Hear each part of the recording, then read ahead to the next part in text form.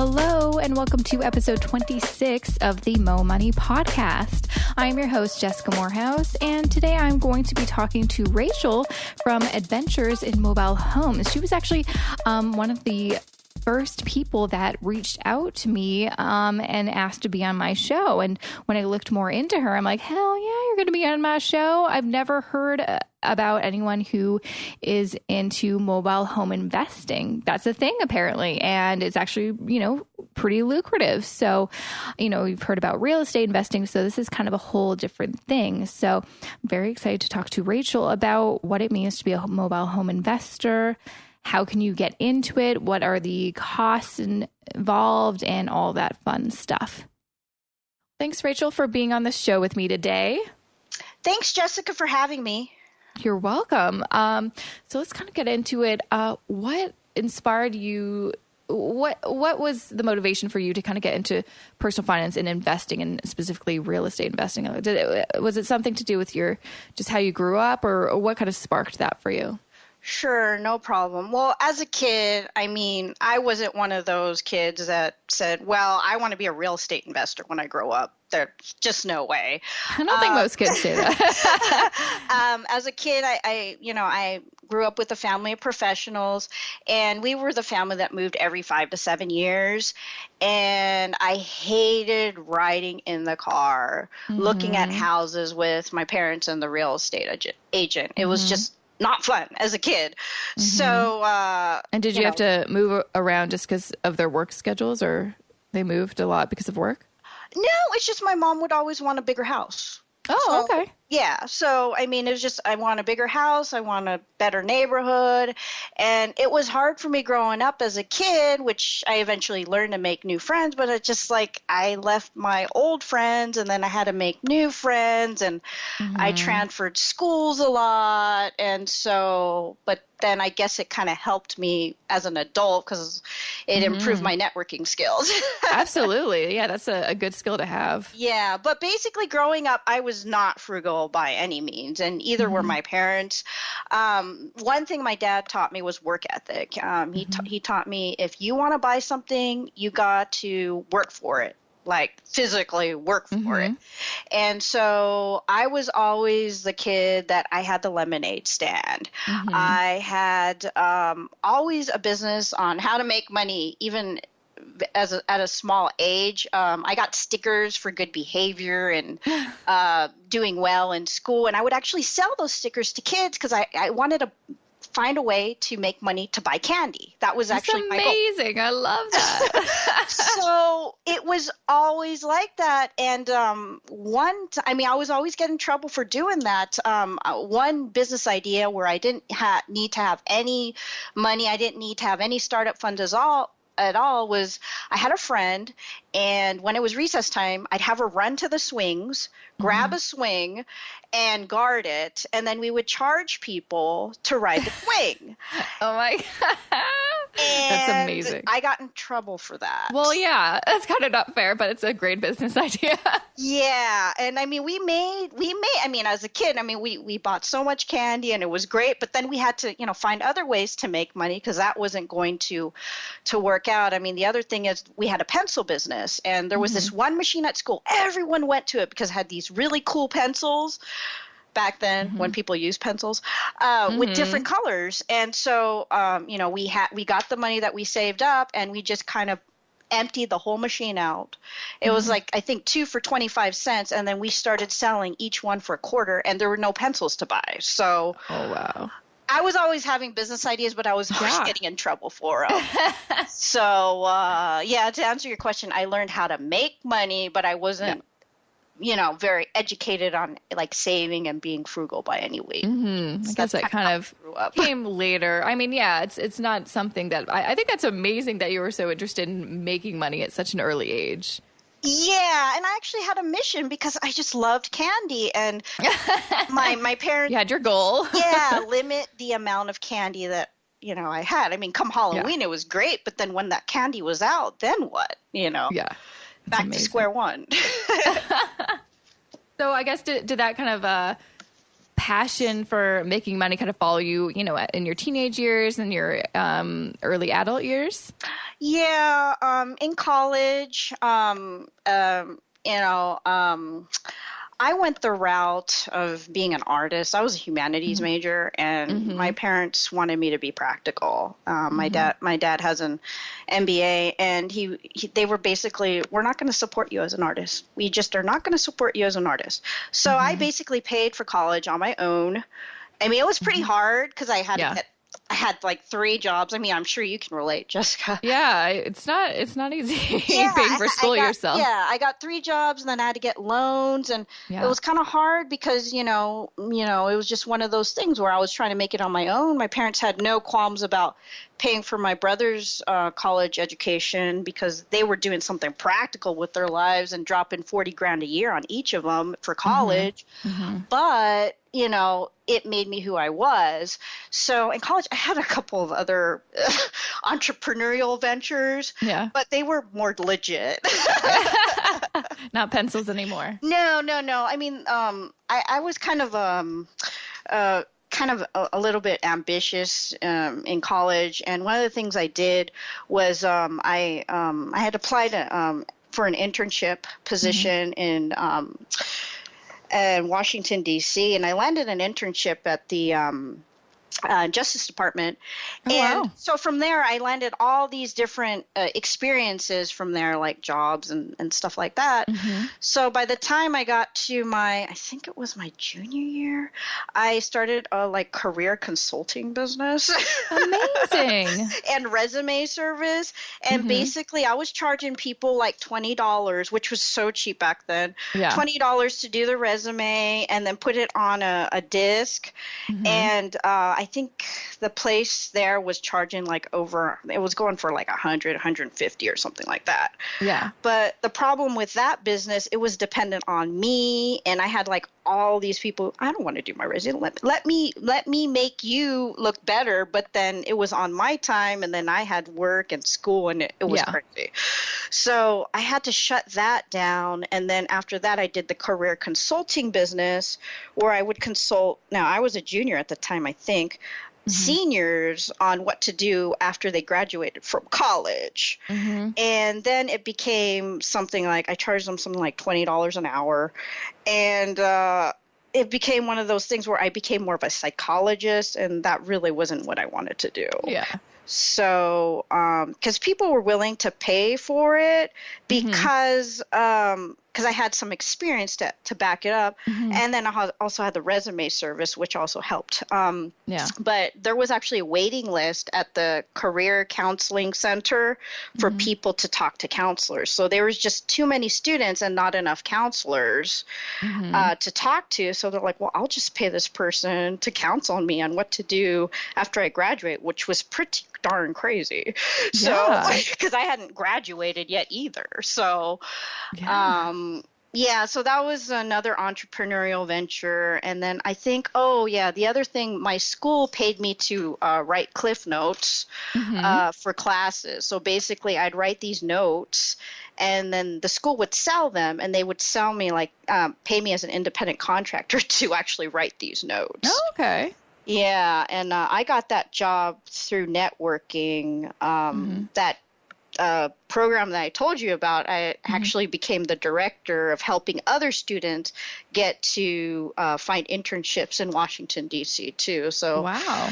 Yeah, I did a lot of crazy stuff. Yeah, you were a hustler in college. That's awesome. Yeah, but I didn't have much of a life, Jessica. I missed out on the park. I don't think I did in university either, quite honestly. That's just kind of part of it. The people that are like, oh, yeah, I was so busy partying. I'm like, I guess I did a bit of that, but I was also at school a lot. Yeah, I missed out on that, and I had friends who, they joined a sorority, and they wanted me to, but it was so much time, and I didn't think I could handle 3 jobs and do all this and handle all the events of a sorority. And so I missed out on that part, which, give and take. I don't know. In Canada, I don't think they're really, I could be wrong, but from the universities that I know, or the people that went to the universities that I'm aware of, I don't think sororities are a thing here. So you're just, being Canadian, we don't know what that's like either. So you probably did miss out. It's probably fine. Okay. I'll take your word for that. So after college, was that kind of when if you went to art school, is that something that you wanted to pursue after college, or did you change your mind kind of, closer to graduation date? It really wasn't art. I mean, I was a humanities major, so it was basically more writing. So it wasn't like, arts. And I got more into business because I kind of looked at, all the stuff I did in college. I'm like, business is the way to go. But I always want to have my own business.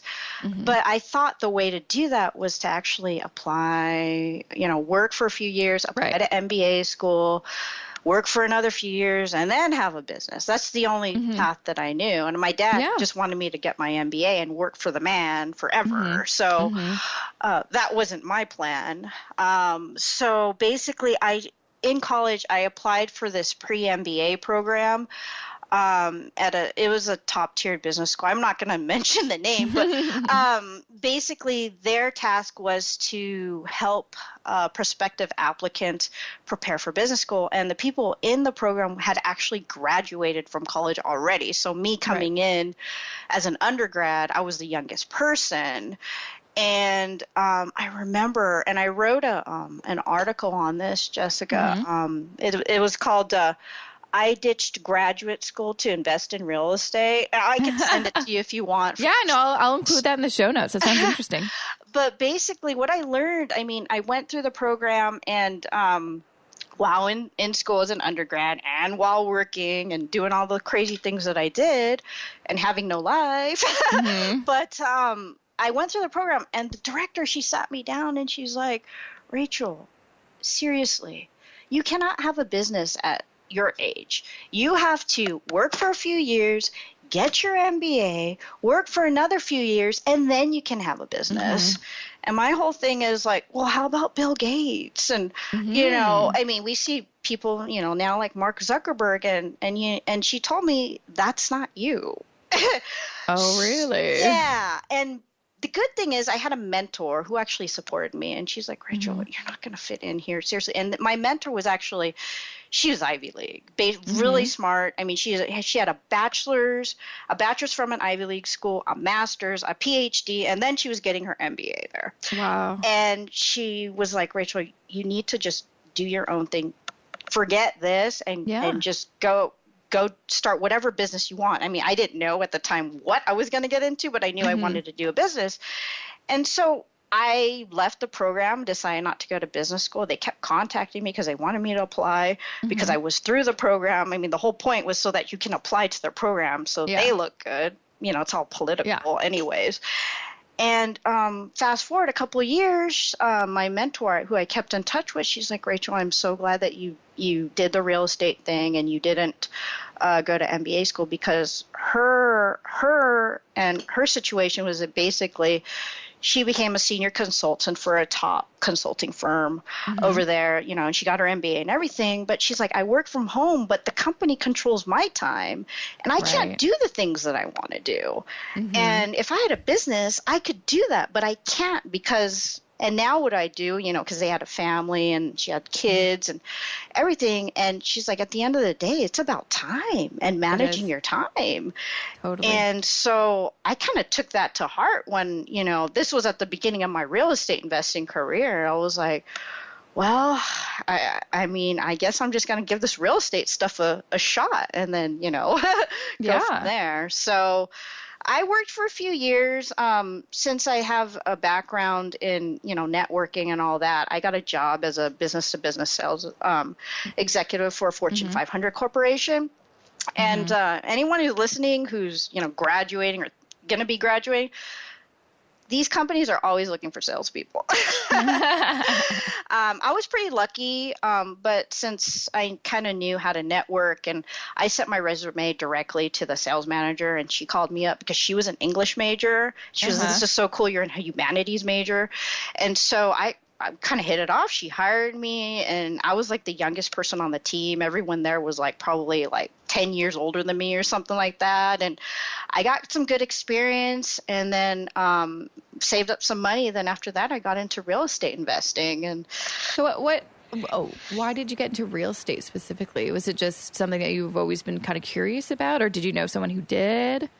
No, I read Rich Dad, Poor Dad by Robert Kiyosaki.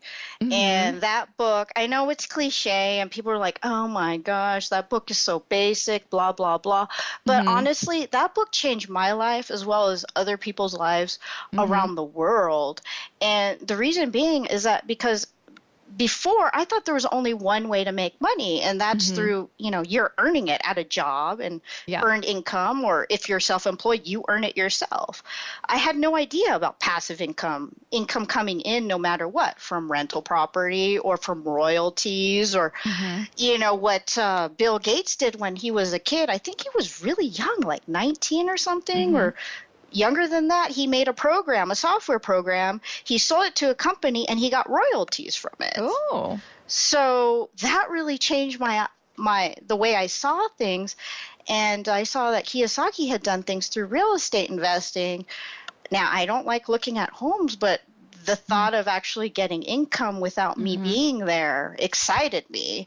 Yeah. And it's not just through real estate investing. I mean, it could be through anything. So But for me, I chose the path of real estate investing. And then so I got interested in it, learned it. And I started out just getting paid and looking for deals for other investors. I already had a sales background. So basically, which is helpful. Yeah. They would tell me, okay, Rachel, I want to find this. And then I'd find it. They'd pay me. And then I kind of took a step further. And then I put deals together myself and sold the contracts. And on my first deal doing that, selling the contracts, I made a whole year's salary. And I'm like, I could do this. Yeah, this is nice. So after that, I just kind of built up the cash. And then until I started buying properties to hold. And it was at a time where financing was easy. So I got lucky on that. And also I'm assuming property was reasonably cheap. Like where in the U.S. were you investing in property? This was over there on the East Coast. Right. So basically, I mean, homes were going for, at that time, in the neighborhoods that I was buying, 100,000, 200,000, 300,000. Versus, I know the market in Canada is kind of it's just it's so sad. Yeah. It's so sad. Yeah. But yeah. I mean, and also the timing was right. It's just at a point where it was easy to get financing. I mean, because of the people, they were given loans left and right, and they were flipping the loans and selling it to the next investor, and I mean, it was crazy. And then look what happened. But that's another podcast. Yeah. But so I did that, and then I kind of got burnt out doing that, and I just decided to sell my entire portfolio. And then after that, I got into mobile home investing. The reason why is because having a home and having a mortgage, it's really like, it's a lot of pressure. Yeah. And the market was crashing, and I wanted to sell these homes and get out of it. And, someone has to cover the mortgage, especially if the homes are vacant. So basically, it's not fun. So with mobile home investing, I'm a free and clear real estate investor now. Okay. So I'm very curious about like what it means to be a mobile home investor. What goes into that? Let's you explain it to me, because I'm just like, what does that mean exactly? Sure. Well, I had an opportunity to actually get into mobile home investing back when I started my real estate investing career. But like a lot of new people starting out, I had one bad experience, and I said, well, that's not for me. And then so, I stayed in the single family home market for the next couple of years until I got out, and then I revisited it. But on the second time around, I read, all the stuff about mobile homes, and I had a different perspective because I had experience. And so I tried to do it again. And yes, it was hard. I visited 200 communities, in the beginning. It took me almost a year to do my first deal as a mobile home investor. And it hasn't been easy, I mean, you hear in the books and the courses, they make it sound so easy. They get to the point where like, I put the deal together and then this is what happened, but they don't talk about what happened before the deal. Exactly. leading up to that. And it's tough. It is tough. And it's, it's one of those things where you really have to make the decision that this is what you're going to do, or give yourself a kind of deadline. I mean, it could be years, it could be months, it could be years. You could get lucky, but you don't know. But what really attracted me to mobile home investing was that you can get into a deal for relatively a smaller amount of money than a single family home. My first deal, it was my first deal. I bought the home. They were asking, I think they were asking something like $5,000 for the home, which I know for you were like, whoa. Damn, I should buy a bunch of those. Yeah, exactly. And then I negotiated them down to $3,600. Wow. And, then I resold the home. I got, this family came in, a nice starter family. They gave me $1,000 to move in, and then I got $250 a month for 4.5 years. Oh, okay. And that was my first deal. And I was like, I can do this. Yeah. So you don't have to worry about you're just responsible for the actual mobile home, not like the land that it's on. No, basically I work in communities, and there's a rent for the communities for the home to sit on. And I make the responsibility of the residents who are living in the homes. Like you have to make sure that you pay this. Now, I have a deal with the park management. If they don't pay it, then I'll bring it up current. And they're just like, that's fine. We know you. And again, that's networking, and you have to build the relationship and the trust and all that. But it took me almost a year to do that deal. Yeah. Wow. Yeah. And like I said, it's a lot of work, and I'm going to be honest, Yeah. I didn't have a social life in the beginning. Yeah. Just like college, I lost some friendships because I couldn't make all the events. And I remember it was like one of the times, I was so tired. It was like 8 o'clock at night. I had just been with the plumber in one of the mobile home communities. We had a leak. And my friends were like, come on, you got to get out. And you haven't done anything. And let's go to dinner at least. And I went to dinner. And I was so exhausted, my head almost fell on a plate of spaghetti. Oh, no. So it was just one of those things where I had to give up some of the things that, normal people have, like a social life, to get to where I am. It's not like, oh, yeah, I can do this and have it all. Yeah, so you can't really have it all. And that's definitely kind of the similar sentiments that I've gotten from other people who are really passionate about their business or entrepreneurs. It's like you do have to make some sacrifices in order to kind of, for that to possibly gain that big reward. So. Yes, exactly. And even now, I mean, I'm finding a lot of my friends after college, they went on to grad school. They became attorneys or investment bankers, and they're like, Rachel, you just work too much. I mean, seriously, I do work 7 days a week, but it's meaningful work. And it's just not the mobile home investing I do. Yeah. I'm an author, so I write books as well, too. So it's one of those things where I like to work, but I want to do meaningful work, and not all work is bad. No. And if you're enjoying, if it's, you're working for yourself, it's your own business, you're obviously going to be a bit more passionate about it and put those extra hours in because it's it's on you. Right. Absolutely. So yeah, you mentioned your book. I'd like to kind of talk about that because it seemed really interesting. What kind of inspired you to start the book, and what's it about? Okay, I think you're talking about the first book, the Adventures in Mobile Homes, right? How I started. Basically, Adventures in Mobile Homes, it's basically how I got started in mobile home investing and how you can too.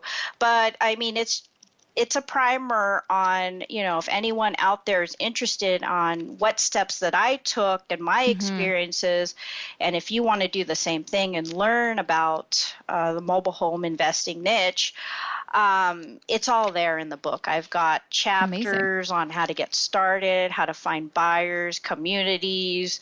I have sample forms. Oh, that sounds amazing. Because I find lots of books that you're like, all right, I just want to know what tools I need to do this, whatever. And sometimes you read the whole book, you're like, I still don't think I know. Yeah. So it sounds great that you're like, this is what you do. Right. I mean, it's a good book for anyone who wants to learn about the niche of mobile homes. It is a how-to book. So I mean, it's a lot of like, how do you get started? How do you find deals? How do you talk with sellers? How do you negotiate? And it was my first book, and I'm really proud of it. I have a second book, which this was the book I really wanted to write, and it's more about real estate investing. So, but I mean, the first book is about if you want to learn about mobile home investing. Specifically, yeah. And the second book, I love the title of it. What's it called again? It's called Real Estate Investing Sucks: How to Change and Find Success as a Real Estate Investor. Love it. And this book is the book I've always wanted to write. It's about business, and basically it's about all the mistakes that I made as a real estate investor, and how I got through them, because I see so many real estate investors, they stop and start, Right. Something changes, and for some reason they may not go into real estate investing anymore, or they may wait a couple years to go into it. So basically this book is about just kind of trying to get through the tough times and what you can do about it and how I did it. And that's basically what it is. What do you, in your experience, what was kind of the biggest mistake or failure that kind of happened to you while you were still kind of getting into real estate investing and learning? That is a great question, Jessica. It was probably because you get into, you read the forums, you read all the articles, and you want to do what everyone else is doing. And that's what. Yeah, and you want to do it right. And so you're like, okay. Yeah, exactly. And I did all the different marketing techniques, and it's in my book. And what I learned was that going in, you really need to know yourself first instead of trying to do what's worked for everyone else. Because what works for someone else may not work for you because your personalities are different. One of the things I tried was direct mail, and I was a failure at it because I hate administrative work. I hate sitting at the. I'm a writer, I'm an author. I love to write, but I don't want to be like scanning documents in, and it's administrative work, stuff like that. I don't want to do mail out 1,000 mail. No, that sounds terrible. and licking envelopes. But some people, they like doing that, and they're like, oh, I love doing this. I've got everything organized, and it's all ready to go, my mail pieces. And I did that, and it was a fail. I even hired people to do it. I even failed at that. So it's in the book. So. Fair enough. Kind of looking forward, because you've been in the game for how many years do you say you've been in kind of the real estate game? It's been over a decade. I started. Oh, wow. Yeah. So looking kind of towards the future, what do you hope to achieve, or is there something different that you want to kind of try out? Well, I've been doing the mobile home investing in the communities, which has worked, and it's great. But the thing about working in communities is that I've been through so many management changes and so many companies buying these communities, and there's always a change in management or ownership. And I'm going through that now with one community, and they're like, that's cool, you could still do business here, blah, blah, blah. But every time there's a change, there's different rules. Right. I meet, it could be a new manager, new maintenance staff, and there's all these changes that, anytime something could happen where it just doesn't work for my business anymore because I don't own the land, they own the land. Yeah. And so my next step is to actually look into buying some land and, either buying lots or land and having my own community, and going from there so that I have more control, Totally. It seems like a natural next step for sure. Yeah. That's the stuff on the real estate side, just to kind of stay within mobile homes. And what I love about mobile homes, and I forgot to mention, is that it's mobile. So you can always move the home. Yes. Try doing that with single family, but it's been great. I love it. And it's just what I love about mobile home investing is it's like a community. So you kind of know, everyone knows each other versus the other niches like single family. There's so many people and, so many different routes. But with the mobile home community, it's kind of a small community. People know each other. So it's kind of like more of a small town feel with the people I work with. So that's kind of nice. I enjoy it. So that's kind of where I'm going with that. And then just writing more books. Yeah. What do you think your next book will be about? My next book is coming out actually in a couple weeks. I'm just working. Oh, awesome. Yeah, I'll let you know. Yeah, I'll put that in the show notes so people can find out. Yeah, I'm just waiting on the cover design, but it's basically on hiring people. Mm-hmm. And so that book is like what I've learned about real estate investing and any business too. It's really hard to find good and reliable and honest people to work for you. And I've got a lot of mistakes that I made that I'll be sharing in that book. So anyone wants to have a good laugh, check it out. Well, thank you so much for joining me on the show today. And I'll definitely include links to your books in case anyone is interested. I'm probably going to check it out. I've always been interested in real estate investing, but obviously living where I live, it's not the easiest. It's not the best time. Maybe in the next 10 years it'll change. I don't know, but we'll see what happens. But yeah, thank you so much for being on the show with me today. Great. Thanks for having me, Jessica. I had fun. Thank you so much for listening to episode 26 of the Mo Money Podcast. And to learn more about Rachel, mobile home investing, and to get your hands on some of her ebooks that she's released, make sure to check out my show notes at momoneymohouses.com/26. And of course, to find out all of the show notes and episodes I've done up until now.